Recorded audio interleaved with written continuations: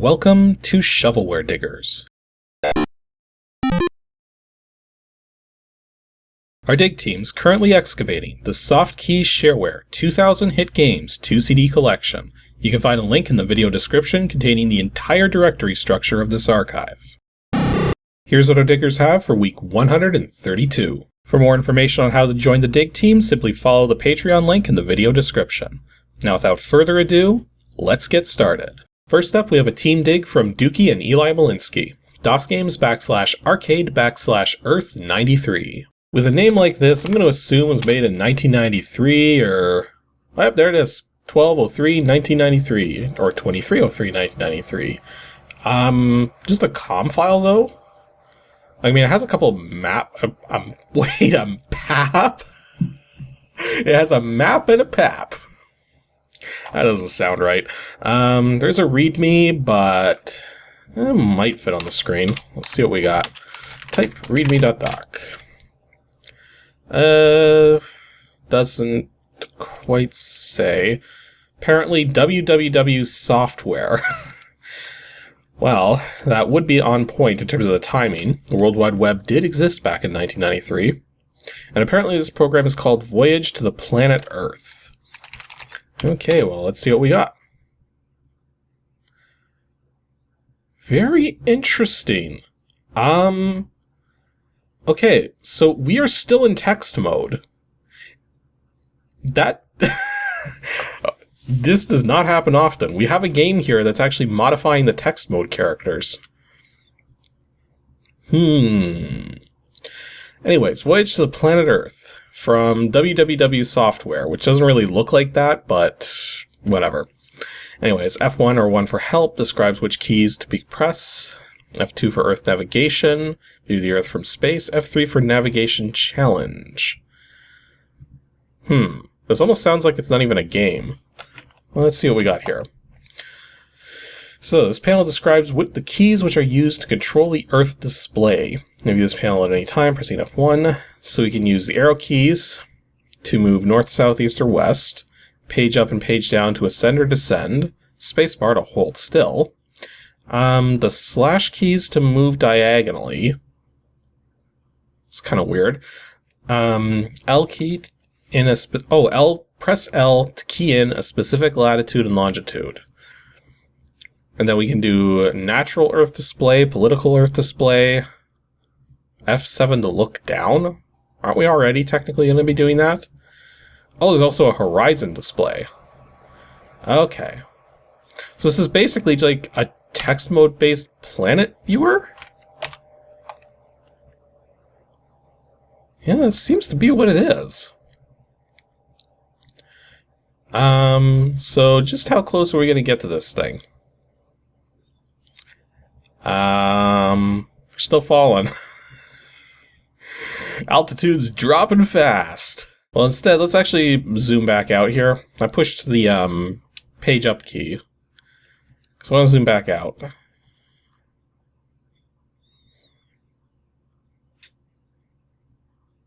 Okay.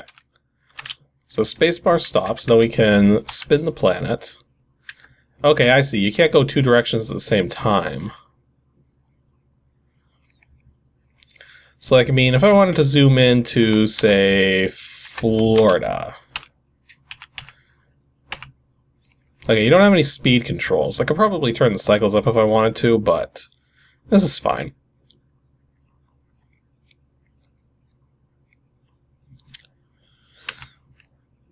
So like, I mean, just how detailed does this get? Because this doesn't look like it gets very detailed at all. It's mostly just green and blue. But then it is running in text mode. Okay, we're only allowed to get up to 480 miles close, so we're still outside the atmosphere at this range. Oh, there's the political map keys. So apparently that's where Tampa, Florida is.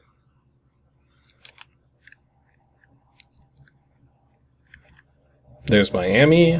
See, it's mostly noting the more... Oops, now we're too zoomed out to see them. See, it seems to mostly be noting the most important locations for these different states here in the US, I think. Like, I mean, we've got both Dallas and Houston, but not Austin, really? Although, why isn't... Like, it's showing Edmonton and Calgary over in Alberta. It's showing Winnipeg over in Manitoba. Why are we not seeing anything for Saskatchewan? And yeah, it kind of gets a bit of a mess over here on the East Coast. Because there's just too much stuff all grouped together. Let's see if we can get that horizon view working. Oh, there we go. Okay, there was apparently some other mode here where it was like...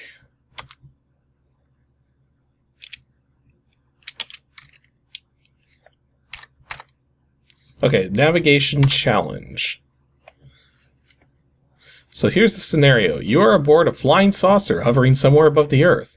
The aliens are willing to take you home, but you will have to show them where it is. And the nicest aliens around, apparently. They abduct you and then are willing to take you back. They just have no idea where they abducted you from because, I don't know, maybe their sensors are malfunctioning. To begin, use the arrow keys to move the red cursor to your destination city. If your destination is not listed, enter it in the space provided. Okay. So, I guess the idea is that you're supposed to select the spot you want to go to and then navigate to it. And apparently ascend and descend are not available in this game mode. So, I'm also noticing how a lot of these are in the USA. Not all of them, but quite a lot of them. Oh well, I'm in Canada, I'm in Ontario, so we'll go for Toronto. And so it started me... Well, nowhere near Toronto, that's for sure. Oh, I think I was up in the, I think I might have been up in the Great Bay region. Or maybe New Zealand? I think that... No, that was New Zealand. Okay, because this is Australia. Pretty sure. So that's quite the distance from Toronto. In fact, it's pretty much halfway across the planet. This is going to take a while. There's Hawaii. So it must be getting closer. Like, I mean, it's something, right? Okay, and that looks like... Yeah, that's California there. So we head a bit north here. There's a lot of shimmer on that border, on that coastal area there. And suddenly white. Given the nature of this program, it's actually pretty hard to figure out what everything is. I think that's the... Yeah, there's the lakes there. So that means Toronto should be roughly around here. There you go, it automatically synced in. And arrival. Press enter to disembark. And it just brings me back here. And the planet on the side isn't rotating anymore. Oh well. So that was Voyage to the Planet Earth. Kind of a neat little program. Very, very simple game to it. Seems to just be like an early example of an Earth Explorer, but using text mode with modified text characters. It's definitely kind of weird, but I guess it works. I'm going to quickly look up the documentation, though, just to see how much... Whether this was freeware or whether this was being charged money for it. Okay, it says it says in the documentation that the registration details are listed when you quit. Okay, so... Oh, and it's used... Why... Wait, why would you even do that with a program that doesn't have anything locked out? It's using callback registration numbers, so you would actually have to send in that particular designation that it's designated in order to get a proper return registration key that would actually work. So, but why would it need to do that for a program that doesn't even have any restrictions to it? That's weird. But apparently the guy wanted $14 for it. So, like, I mean, for what it does, like, it doesn't do anything. It doesn't do anything too groundbreaking, but this would have been a very unique thing when it came out. So, you know, I guess it's still interesting. I guess $14 is okay if this is something that you'd be really interested in. But as far as gaming is concerned, like, this is not much of a game. So this is more just for those who are curious to explore the planet from the upper atmosphere. Now, RuneFox is getting 2 digs this week. First up is WINGAMES /comp /CMAP, and you're going to see in a second why he's getting a second dig. If I had to guess, I'm going to say some kind of calculations program, like, or maybe some kind of mapping thing or something. Oh, color map. Okay, so this is probably some kind of color mapping thing. CMAP is a simple color map animation screensaver, just about the simplest Windows program you can write. We've seen some pretty simple ones. There's also a README. Just README, like no, hang on. You can't associate a file format that doesn't have an extension at all. Anyways. So, this is apparently made by Sinyal Wang. Sinyal Wang. And apparently he says, if you find it useful, I'll appreciate if you'll send me $10. But the other thing said it was freeware. Yeah, so he was asking for $10 if you feel like sending him money. But he also included his source code. So let's see what we got.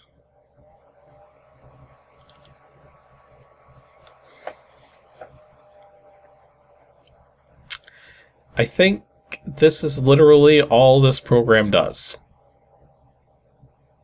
Which, to be fair, is impressive for Windows 3.1.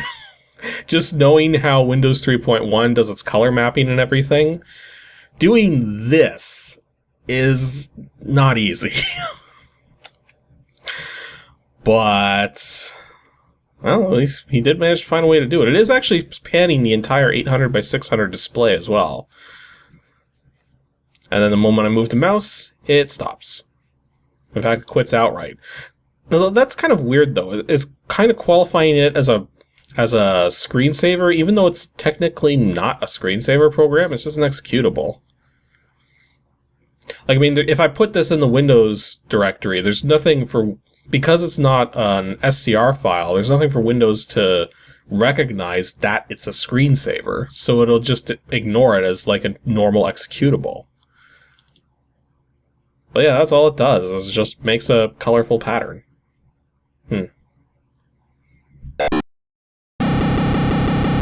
Although, funnily enough, before his second dig, we ended up with this failure. WinGames /misc /DE_242, which I might be able to recover in the future, but...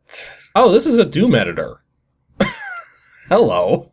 I don't think I'm going to be able to run this because I don't have Doom... Yeah, Doom editor, the real thing, version 2.42. Okay. And apparently this was $10 software written by Jeff Allen.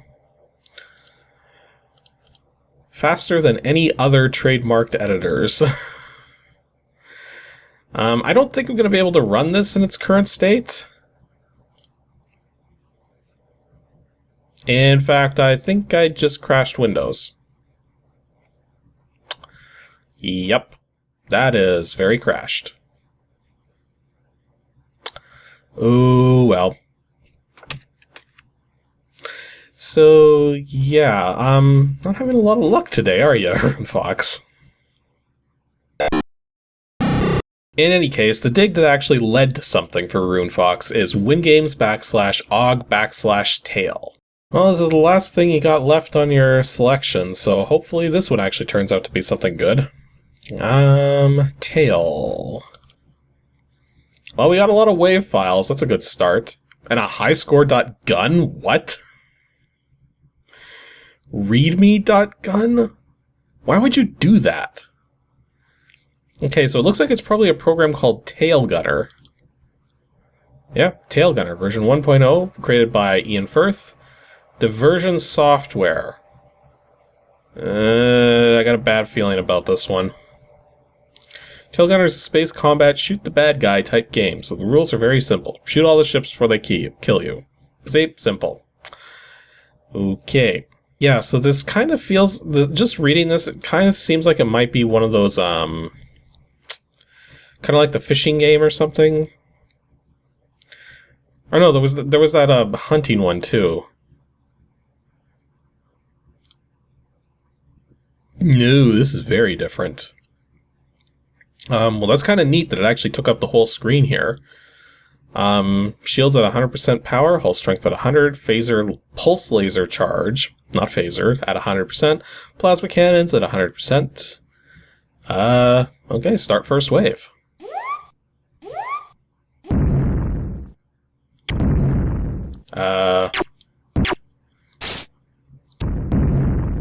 I'm not quite sure how we're doing this. I like how it's using the 4-directional arrow as like a crosshair.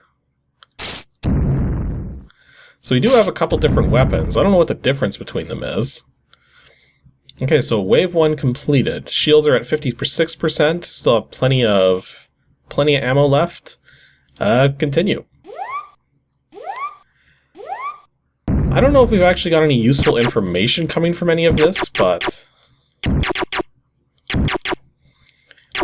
Oh wow, they actually come on screen very quickly. I got a funny feeling this game was meant to be played on a slower system. Like, I guess I could try turning the cycles down. Okay, so they are moving a bit slower now. Oh, there we go! You just have to be really precise. That's why I was having trouble before. Okay, so is there a way to quit this? Oh, look at that! So I actually have a means to recharge shields using these buttons down here. Interesting.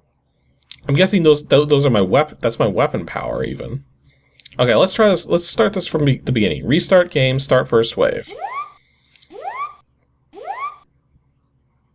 Okay, so where's our target? Coming from there. Yeah, there we go. Now we're starting to shoot some enemies down. Oh yeah, some of them do take multiple hits.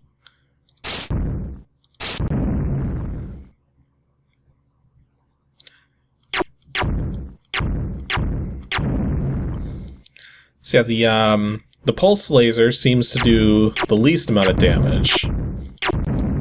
And we've also got our plasma cannons, which do more damage. At least I think that's how it is. The UI is actually not designed very well. I'll point this out in a second once the enemies stop flying at us, but...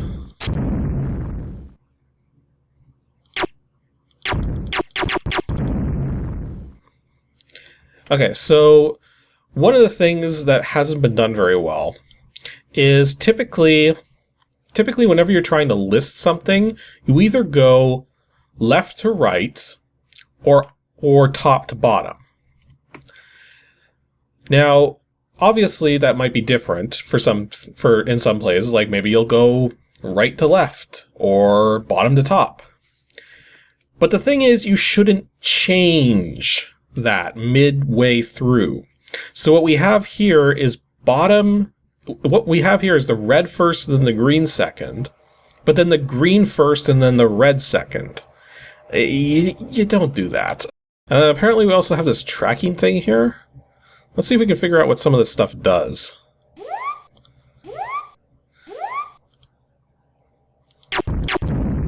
So I don't know what that tracking option's doing for us. Like, I've got it on now, but...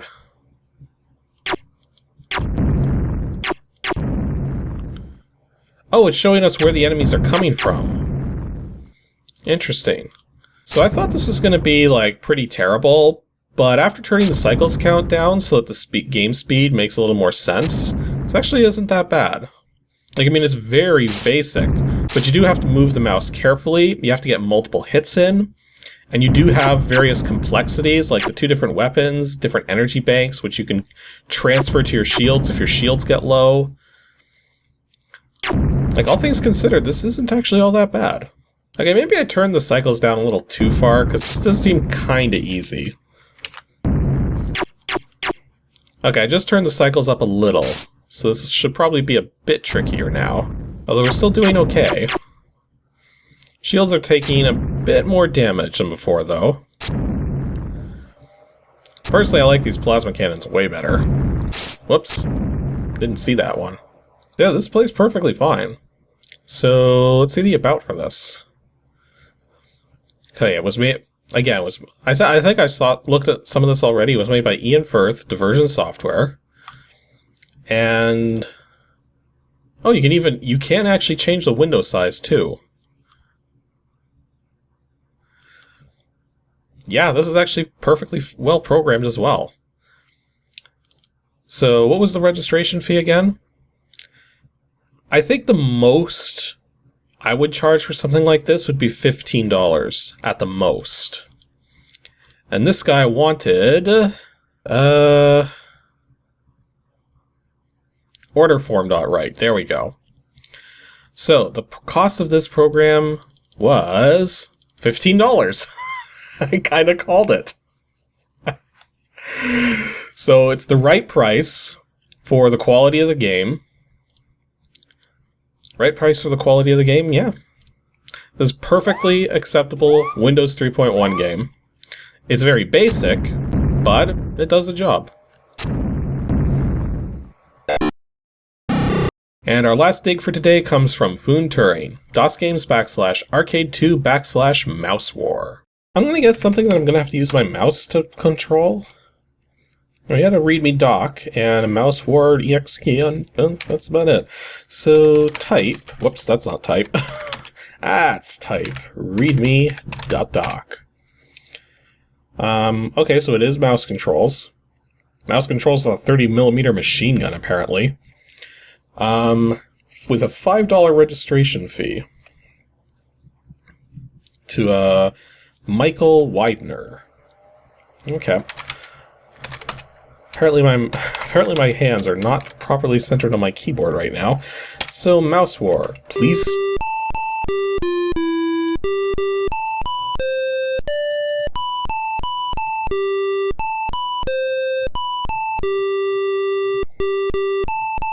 I'm just gonna begin. Okay, so... Wow, that is some rapid fire. Okay, I got a funny feeling this is going too fast, so I'm gonna turn the cycles down. It still might be going too fast, actually.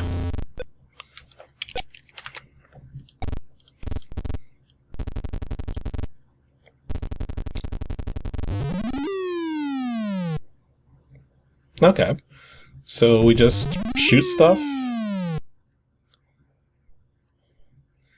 Well, interesting. It has to, oh, some of them are now, whoops. I'm pretty sure I didn't touch that. I'm calling foul on the collision detection. But yeah, you just hold the mouse button down. I'm gonna turn the cycles back up a little here, just so this doesn't take forever.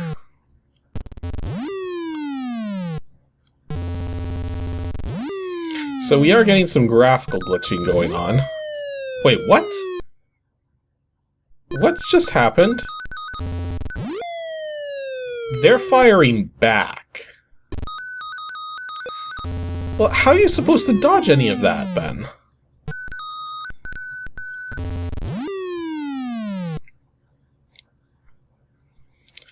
Okay, congratulations, Commander. Click mouse to continue. Now what? And now we're back on the title screen. I don't know what to think of this. It started out as just a simple little thing. Like, I mean, we got these little alien, like, paddles going after us. We've got a machine gun of sorts. But then they start attacking. And their attacks are so fast that you can't see them. And then all you're just trying to do is, like...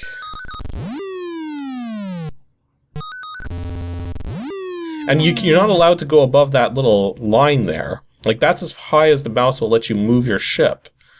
And that's as low. Like, this is your limit right here for movement. And then once you get to the end, you just click the mouse button, and that's it. Okay, that was a MOUSEWAR from Mike Widener in 1989. This is as basic gets. This is just simply move your mouse cursor and shoot these really fast-moving bullets with some PC speaker sounds at a few things, and once you destroy several of them, the game is over. I don't think this is worth much of $5.